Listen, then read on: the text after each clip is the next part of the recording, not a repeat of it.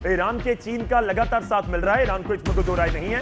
चीन वैसे इस प्रस्ताव का विरोध कर रहा है, उसका भी मैं जिक्र करूंगा, लेकिन पीछे कुछ तथ्य आ रहे हैं। प्रस्ताव के विरोध में चीन क्या वाकई है या नहीं है, मैं इसके ऊपर बात करूंगा। थोड़ा समझिए इसको, मेजर गौरव आर्य से भी बात करेंगे। ईरान से अच्छे संबंध हैं चीन के, मैं इसके आगे खड़ा हो जाता हूं। समझिए मैं क्यों खड़ा हूं, क्योंकि ये पर्दे के पीछे है चीन, पर्दे के पीछे चीन है, इसलिए मैं थोड़ा आगे खड़ा हो गया कि अब चीन जो भी कह रहा है पर्दे के पीछे खड़ा होकर कह रहा है। यही हुआ रहा है ना? नहीं, बिल्कुल। आप बिल्कुल देखिए, मैं छोटा सा एग्जांपल आपको देता हूं। चाइना किस तरीके से यूनाइटेड नेशन सिक्योरिटी काउंसिल का इस्तेमाल करता है गलत तरीके से। मौलाना मसूद अजहर याद है? मौलाना मसूद अजहर जैशे मोहम्मद जब भारत ला रहा था प्रस्ताव कि इसको ग्लोबल टेररिस्ट डिक्लेयर करो, चाइना ने बोला नहीं नहीं यार, ये तो एनजीओ चलाता है, बड़ा प्यारा सा आदमी है। मौलाना मसूद अजहर कातिल, भारतीयों का कातिल मौलाना मसूद अजहर, उसको चाइना ने प्रोटेक्ट करा है। अब चाइना दोबारा यही गेम प्ले करेगा और हल्का सा ट्वीक करना है चाइना को। United nation security council, Russia उसकी साइड में है, चाइना और रशिया बोलेंगे नहीं आप अटैक मत करिए, काम करिए, आप डिप्लोमेटिक सोल्यूशन निकालिए। आप हमला करने की क्यों बात कर रहे हैं, क्यों बॉम्ब मिसाइल की बात कर रहे हैं? इतने लोग मर गए, आपको चैन नहीं आया, चलो बातचीत करते हैं। उसको बात पता है, क्योंकि बातचीत में समय लगता है। बातचीत में 1 महीना, 2 महीना, 3 महीना, तब तक पूरी दुनिया के तेल का भाव डामाडोल हो जाएगा। तो अगर ईरान कंट्रोल कर रहा है दुनिया के तेल का भाव, तो आप समझ लीजिए कि वो कंट्रोल, वो रिमोट कंट्रोल चाइना के हाथ में। आपने कुछ पॉइंट का जिक्र कर दिया, एक बार ग्राफिक्स दोबारा ले आइए, एक बार ग्राफिक्स दोबारा ले आइए, मैं उनको देखना चाहता हूं और उसके ऊपर बात करना चाह रहा हूं। जी हां, आगे देखिए, आपने बात कर दी तेल पर सीधा असर। जल्दी से बाकी में भी आ जाएंगे। ईरान के साथ अच्छे संबंध हैं, तेल के ऊपर असर पड़ेगा, यूएस का प्रभाव बढ़ने का डर भी है चीन को, और फोर्स के खिलाफ स्टैंड भी है, और ये सारी वजह है कि प्रस्ताव के विरोध में चीन नजर आता है। ये जो हम बात कर रहे हैं ना, मिसाइल मार दी, रॉकेट मार दिए, ये आए कहां से? ये चाइना ने दिए नॉर्थ कोरिया को। नॉर्थ कोरिया ने चुपचाप से स्मगल करे ईरान के अंदर, शुरू में वैसे आए थे। ये पूरी की पूरी चाइनीज टेक्नोलॉजी और रशियन टेक्नोलॉजी है। नॉर्थ कोरिया वाला इधर भेज रहा है, पहले चाइना ने भेजा नॉर्थ कोरिया को, क्योंकि नॉर्थ कोरिया का चाइना के साथ बॉर्डर मिलता है। और नॉर्थ कोरिया ने शुरू में, मैं बात कर रहा हूं 2 दशक पहले की, इन्होंने भेजा ईरान के पास, फिर ईरान ने मैन्युफैक्चर करा। बहुत सारे मीम्स बन रहे हैं उसको लेकर, बहुत सारे आप सोशल मीडिया भरा पड़ा है। इस बीच एक बड़ी खबर है, उसका रुख करते हैं।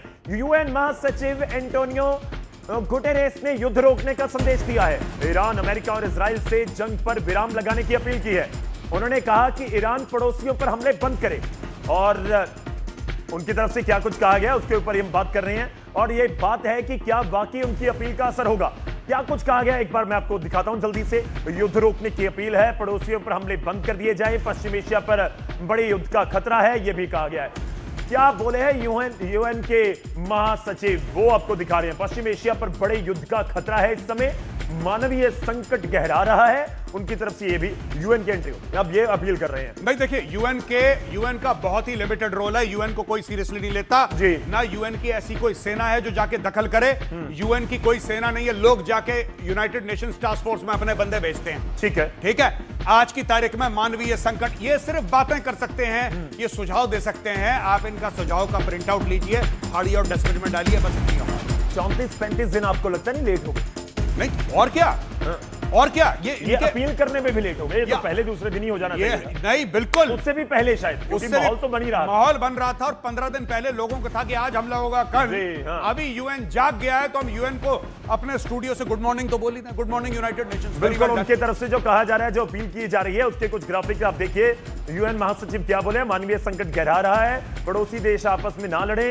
अब बात यह है कि पड़ोसी तो सब लड़ ही रहे हैं ना वहां पर, और सब इस तरीके से लड़ रहे हैं कि शायद अमेरिका वहां से एग्जिट कर जाए, लेकिन वो अब कब तक लड़ते रहेंगे, और कट्टर दुश्मन बन गए, ये भी कहा जाए, कट्टर दुश्मन बन गए इस बार के ये 30-35 दिनों का निचोड़ है। बिल्कुल, कट्टर दुश्मन बन गए हैं, और ये लोग नहीं भूलेंगे, क्योंकि अभी तक आप देखिए किसी भी अरब देश ने ईरान के ऊपर हमला नहीं किया है। ऐसी बात नहीं कि उन लोगों के पास फौजें नहीं है, किसी ने एक ईरान के ऊपर पत्थर तक नहीं फेंका है, और ईरान ने मार मार के मिसाइल उनकी पूरी बिल्डिंगें उड़ा दी हैं। अब होगा क्या आगे चल के? अमेरिका चला जाएगा, युद्ध खत्म हो जाएगा, ये दुश्मनी दशकों तक चलेगी। यूनाइटेड नेशंस के कुछ बड़े प्रस्ताव है, उनको भी मैं स्क्रीन के ऊपर रख रहा हूं, और बड़े प्रस्ताव है। खाड़ी युद्ध 1990 प्रस्ताव जो आया, उसके बाद प्रस्ताव था यूएस, यूके, कनाडा के लिए। क्या हुआ, और हुआ ये कि ऑपरेशन डेजर्ट स्टॉर्म नतीजा उसका निकला है।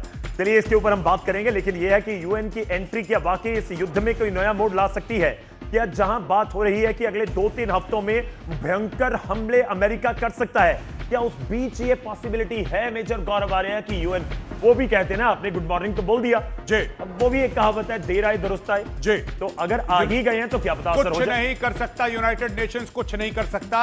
ये प्रेस स्टेटमेंट देंगे, ये बातें करेंगे, ये निंदा करेंगे, और ये निंदा प्रोमैक्स, इनको जो करना है करेंगे, ये कर कुछ नहीं सकते, इनके बस का कुछ नहीं। चलिए चलिए एक छोटे से ब्रेक का वक्त हो चला है, ब्रेक के ऊपर मैं जा रहा हूं। जब ब्रेक के बाद वापस आएंगे तो एक प्लान की बात होगी, एक प्लान का जिक्र करूंगा कि कैसे भारत ने हॉर्मुज के रास्ते